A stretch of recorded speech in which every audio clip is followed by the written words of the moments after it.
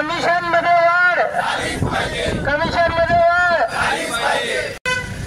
मार्जिनची रक्कम दरमा नियमित,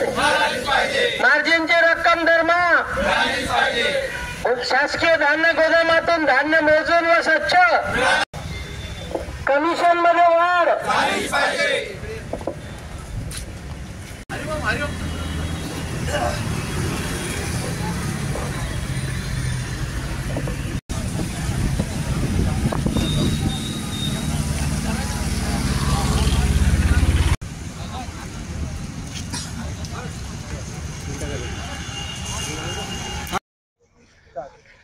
दिनांक 10 जानेवारी 2024 रोजी राज्याचे अन्न नागरी पुरवठा मंत्री माननीय नामदार छगनरावजी भुजबळ यांनी अखिल महाराष्ट्र स्वस्त धान्य दुकानदार केरोसिन परवानाधारक महासंघाच्या बैठकीमध्ये राज्यातील स्वस्त धान्य दुकानदारांच्या अडीअडचणी समस्या ऐकून घेतल्या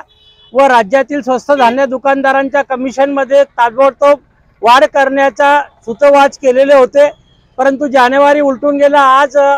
जुलै महिना लागत आहे तरी आजपर्यंत याच्यावर कोणताही राज्य शासनाकडून निर्णय झालेला नाही किंवा चर्चाही झालेली नाही। मध्यंतरीचा काळ हा आचारसंहितेचा काळ गेला हे आम्ही मान्य केलं, परंतु आचारसंहिता उठल्यानंतर राज्य शासनाने कोणतीही दखल न घेतल्यामुळे अखिल महाराष्ट्र स्वस्त धान्य दुकानदार केरोसिन परवानाधारक महासंघाच्या वतीनं